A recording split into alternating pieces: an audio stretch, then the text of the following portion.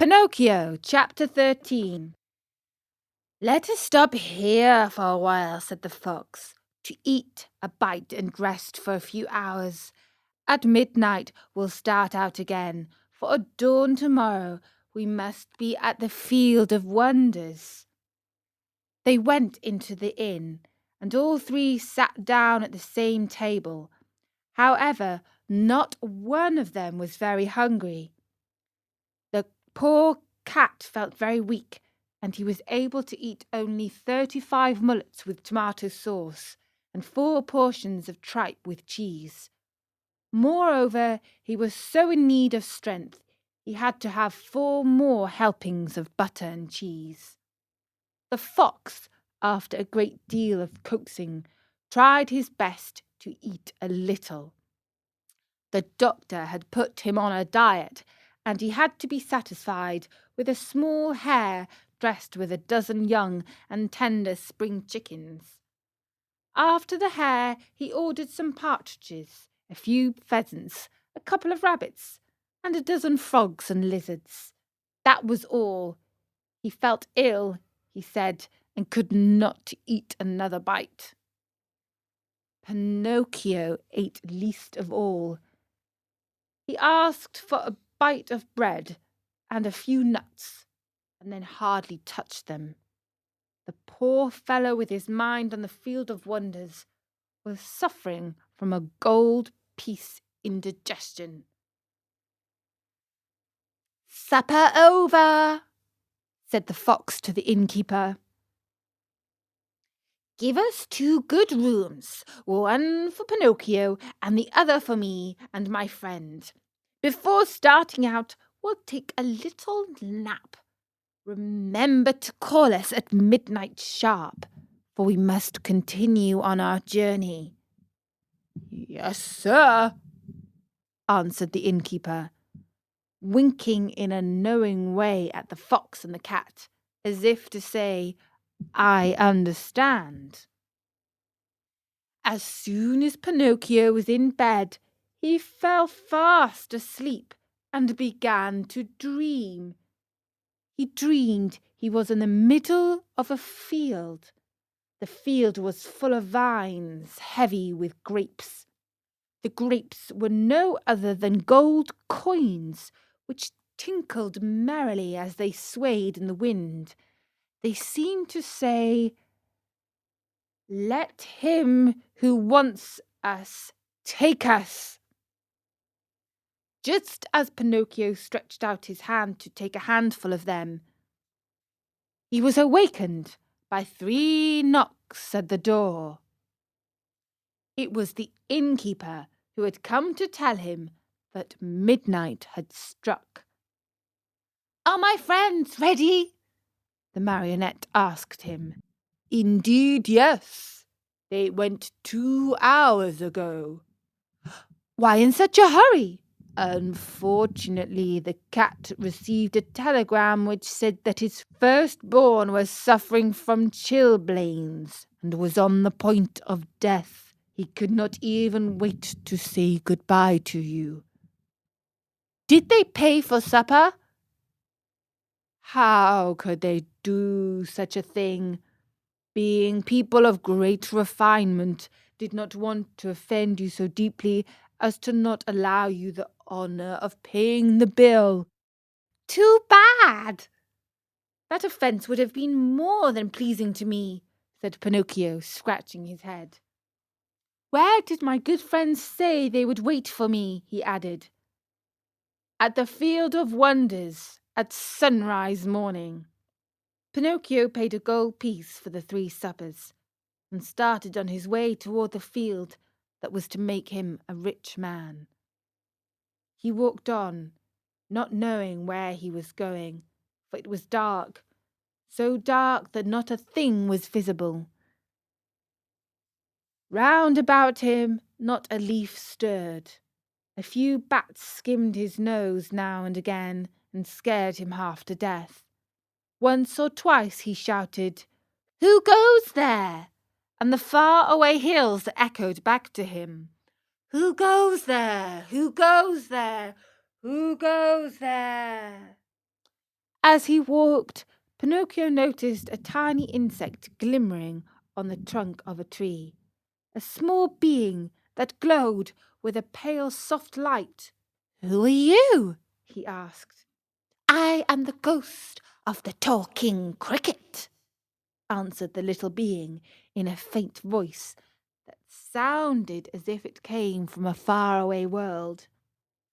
"What do you want?" asked the marionette. "I want to give you a few words of advice. Return home and give the 4 gold pieces you have left to your poor old father, who is weeping because he has not seen you for many a day. Tomorrow my father will be a rich man, for these 4 gold pieces will become 2,000. Don't listen to those who promise you wealth overnight, my boy. As a rule, they are either fools or swindlers. Listen to me and go home." "But I want to go on." "The hour is late." "I want to go on." "The night is very dark." "I want to go on." "The road is dangerous." "I want to go on." Remember that boys who insist on having their own way sooner or later come to grief. The same nonsense. Goodbye, Cricket. Good night, Pinocchio. And may heaven preserve you from the assassins. There was silence for a minute, and the light of the talking cricket disappeared suddenly, just as if someone had snuffed it out. Once again the road was plunged into darkness. And that was chapter 13 of Pinocchio. The ghost of the talking cricket has returned to Pinocchio and given him good advice once more. But will he follow it? Let's find out in the next chapter of Pinocchio on storynori.com. Pinocchio, chapter 14. "Dear, oh dear, when I come to think of it," said the marionette to himself as he once more set out on his journey. "We boys really are very unlucky. Everybody scolds us. Everybody gives us advice. Everybody warns us. If we were to allow it, everyone would try to be father and mother to us, even the talking cricket. Take me, for example. Just because I would not listen to that bothersome cricket, who knows how many misfortunes may be awaiting me? Assassins, indeed! At least I have never believed in them, nor ever will. To speak sensibly, I think assassins have been invented by fathers and mothers to frighten children who want to run away at night. And then, even if I were to meet them on the road, what matter? I'll just run up to them and say, 'Well, signori, what do you want?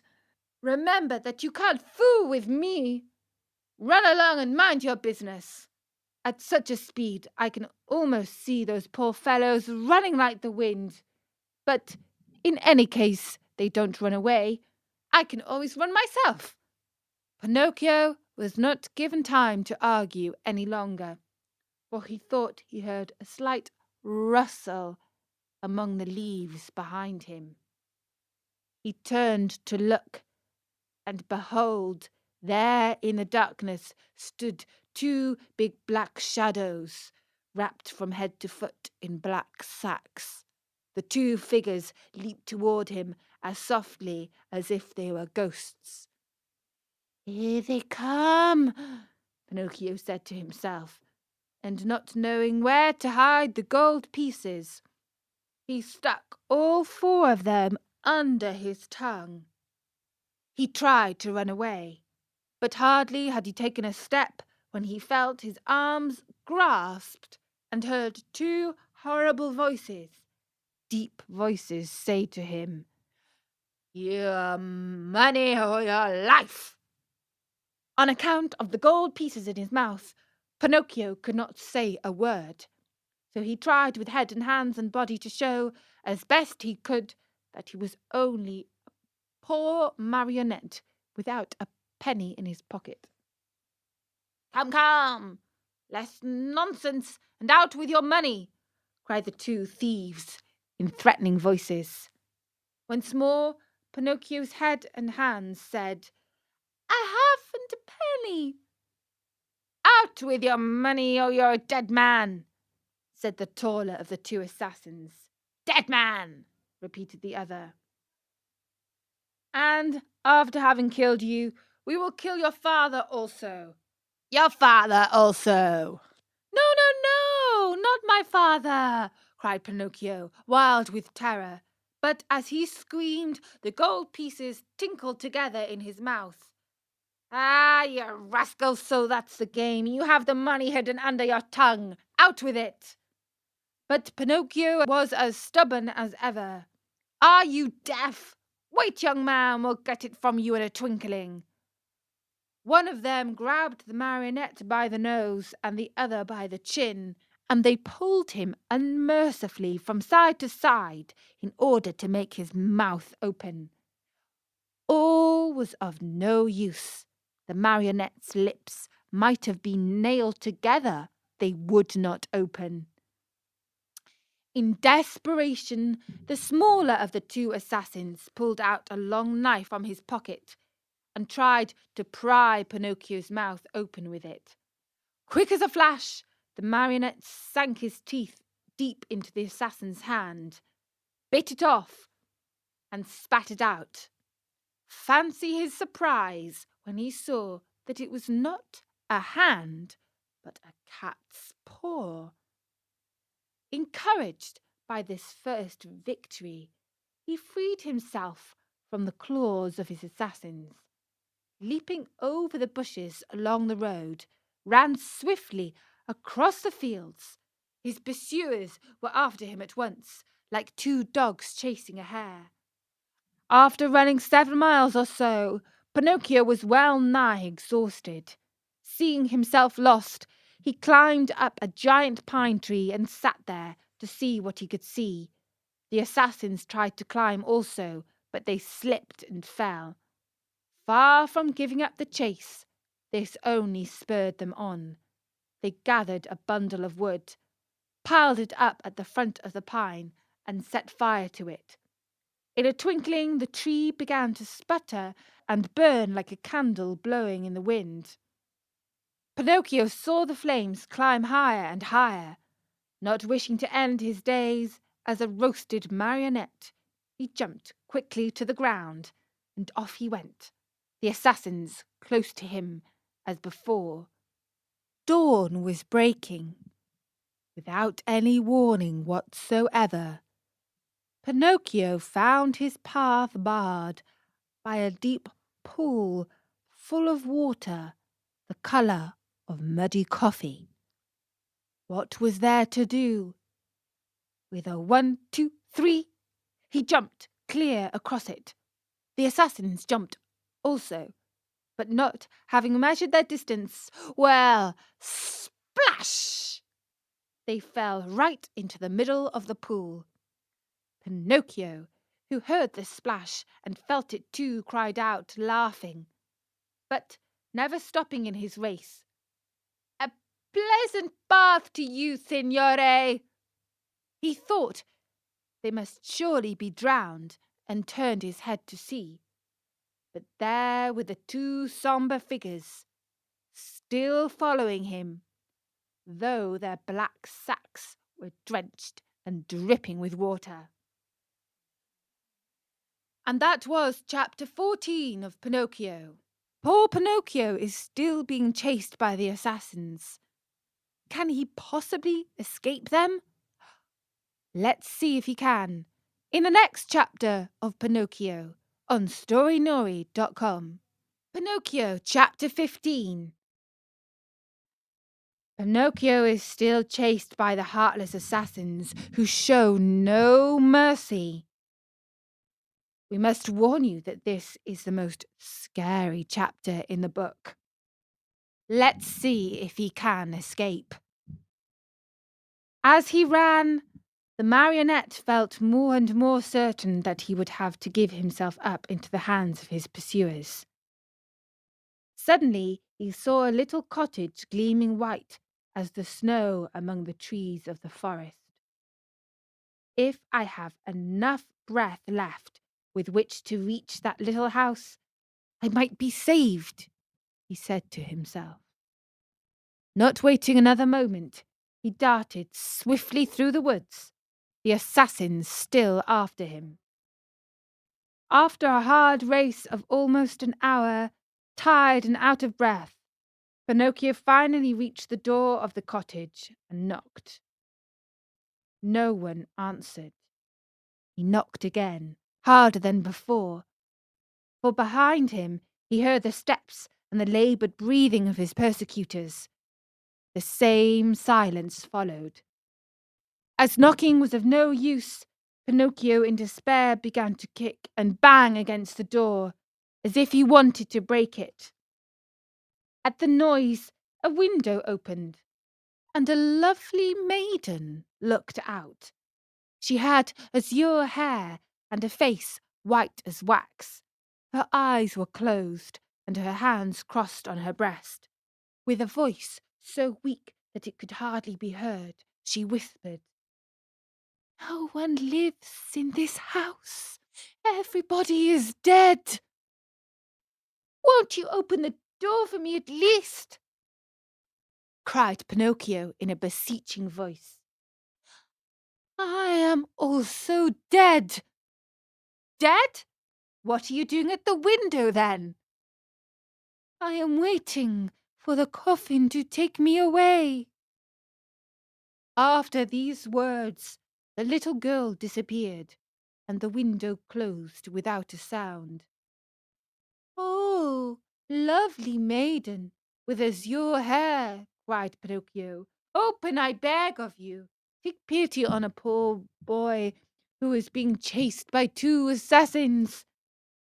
He did not finish, for two powerful hands grasped him by the neck, and the same two horrible voices growled threateningly, "Now we have you!" The marionette, seeing death dancing before him, trembled so hard that the joints of his legs rattled and the coins tinkled under his tongue. "Well," the assassins asked, "will you open your mouth now or not?" You do not answer. Very well. This time you shall open it."